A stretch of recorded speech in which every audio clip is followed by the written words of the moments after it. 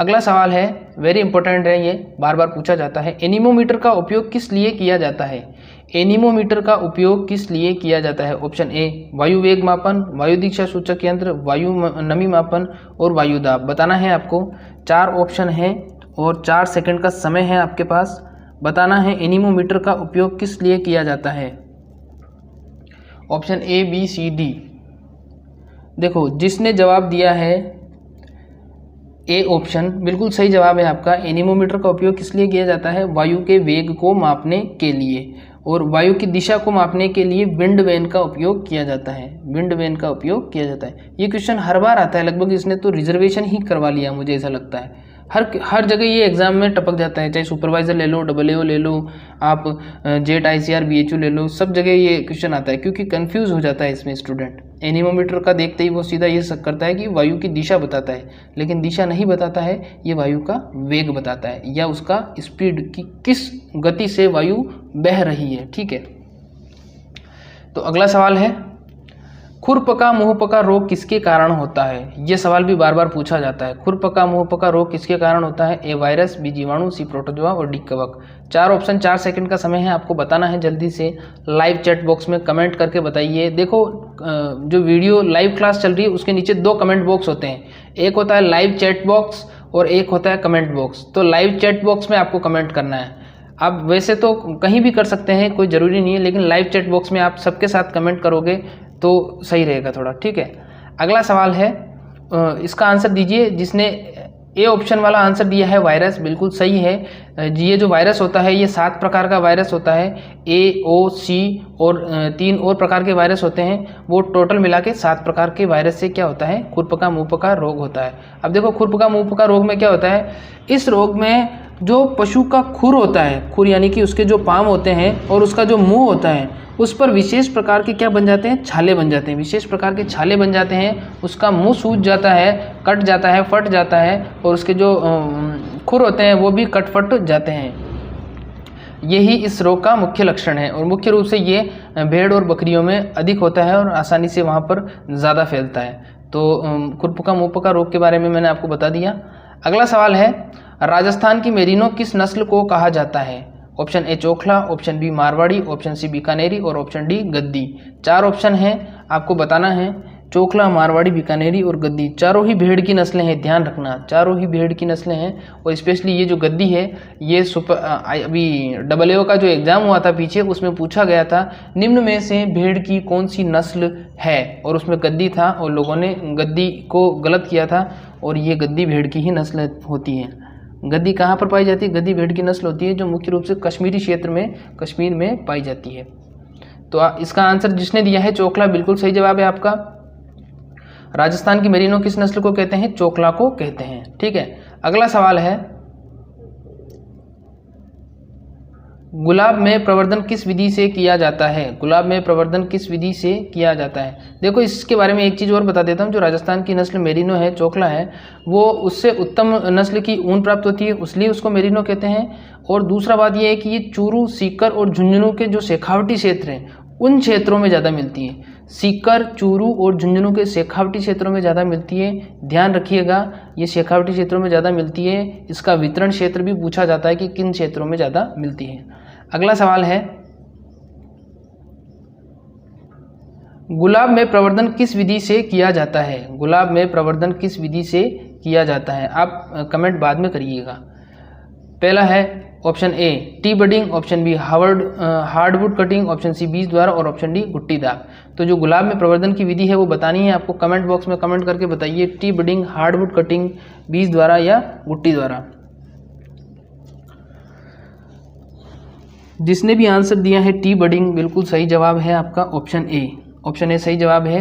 जो गुलाब में प्रवर्धन करते हैं वो किससे करते हैं? टी बडिंग द्वारा करते हैं। गुलाब में प्रवर्धन किससे करते हैं? टी बडिंग से करते हैं। पपीते में किससे करते हैं? पपीते में बीज द्वारा करते हैं। नींबू में किससे करते हैं? नींबू में बीज द्वारा भी करते हैं और गुट्टी द्वारा भी करते हैं। ठीक है, अंगूर में किससे करते हैं? अंगूर में करते हैं हार्डवुड कटिंग से। तो ये अंगूर का हो गया हार्डवुड कटिंग, गुट्टी और बीज द्वारा नींबू का हो गया, और पपीते का सिर्फ और सिर्फ बीज द्वारा, और गुलाब का तो टी बडिंग है ही है। अगला सवाल है, देखो एक क्वेश्चन और बता देता हूँ यहाँ आपको, जो लगभग एग्जाम में पूछा जाता है। अगर आपसे पूछ लिया जाए कि पुष्प का राजा या फूलों का राजा किसको कहते हैं, तो गुलाब को नहीं कहते हैं बच्चों, गुलाब को नहीं कहते हैं, गुलाब को नहीं कहते हैं। पुष्प का राजा कहते हैं डहेलिया को। किसको कहते हैं? डहेलिया को बोला जाता है। बिल्कुल ऑथेंटिक किताब का डाटा बता रहा हूँ मैं आपको, जो प्रमाणित बुक्स हैं उनका डाटा बता रहा हूँ। जो गुलाब होता है वो फूलों की रानी होता है और जो डहेलिया होता है वो फूलों का राजा होता है। तो आप गलत जानकारी में गलत मत पढ़िए, गलत इन्फॉर्मेशन याद मत करिए, ठीक है। यहाँ पर आपको सारे कॉन्सेप्ट क्लियर करवाए जाएंगे। Agri by Manoj sir channel को एक बार लाइक कर दीजिए, कितना अच्छा चैनल है ये और कितनी मेहनत करता है। लाइक कर दीजिए चैनल को और चैनल को सब्सक्राइब भी करिए। अगला सवाल है, भारत में सबसे अधिक किस फल का उत्पादन होता है? ऑप्शन ए आम, ऑप्शन बी केला, ऑप्शन सी अनार और ऑप्शन डी बेर। बताना है आपको भारत में सबसे अधिक किस फल का उत्पादन होता है। बताइए जल्दी से लाइव चैट बॉक्स में कमेंट करके।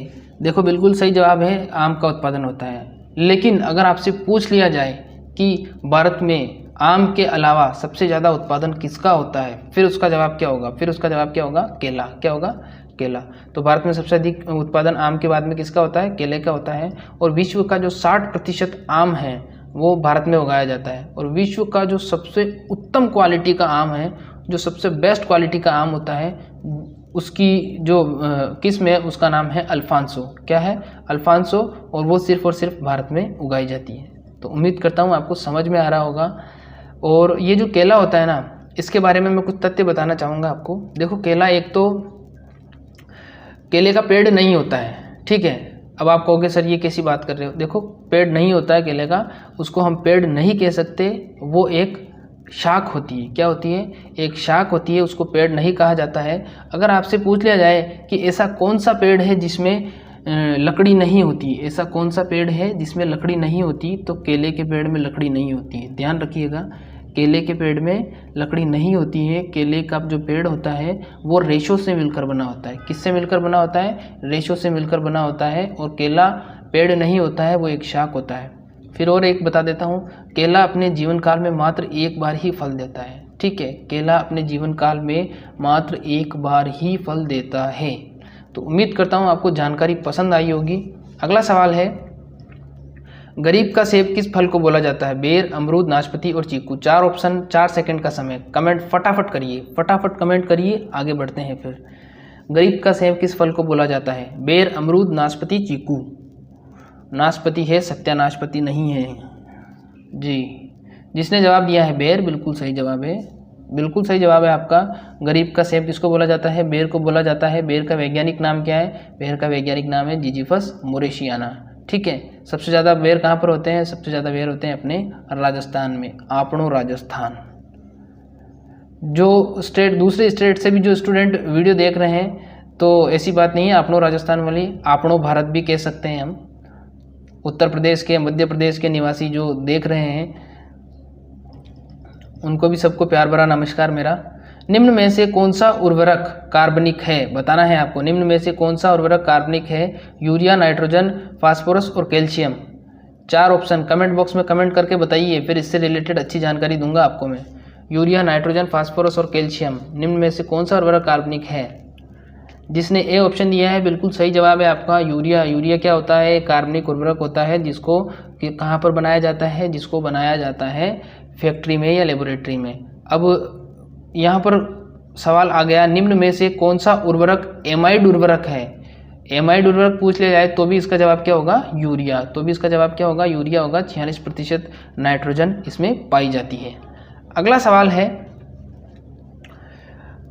देखो वही वापस आ गया, यूरिया में नाइट्रोजन की मात्रा कितनी होती है? यूरिया में नाइट्रोजन की मात्रा होती है 46%। कितनी होती है? 46% मात्रा होती है इसकी। अगला सवाल है, सोयाबीन में प्रोटीन की कितनी मात्रा होती है? बताना है आपको लाइव चैट बॉक्स में। 24, 42, 18 और 33, जल्दी से बताइए।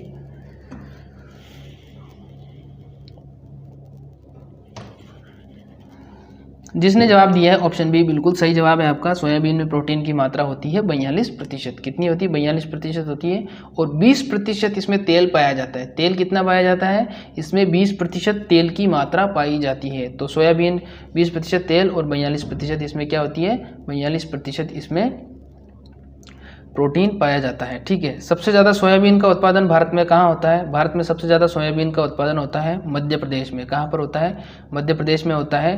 और ये बात सुनकर मध्य प्रदेश वाले स्टूडेंट जो अभी वीडियो देख रहे हैं बहुत ही ज़्यादा खुश हो रहे हैं। चलो अच्छी बात है, कोई बात नहीं। अगला सवाल है, मृदा में सबसे अधिक कौन सा तत्व पाया जाता है? इतना बिल्कुल क्रिटिकल सवाल है, बार बार पूछा जाता है। बताना है आपको ऑक्सीजन, हाइड्रोजन, नाइट्रोजन और आर्गन। कौन सा तत्व है जो पाया जाता है सबसे अधिक मात्रा में? बताना है आपको लाइव चैट बॉक्स में ABCD।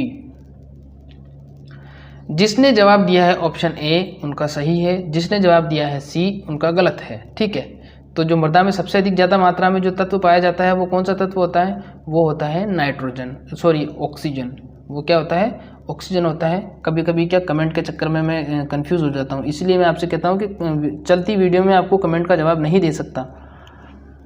मृदा में सबसे अधिक कौन सा तत्व पाया जाता है? मृदा में सबसे अधिक पाया जाता है ऑक्सीजन तत्व। ठीक है, अगर आपसे पूछ लिया जाए कि हमारे पृथ्वी के वातावरण में सबसे ज़्यादा कौन सा तत्व पाया जाता है, देखो मैं यहाँ पर 3 इंपॉर्टेंट क्वेश्चन बताऊंगा और जो एग्जाम में पूछे जाते हैं और आ भी सकते हैं इस बार।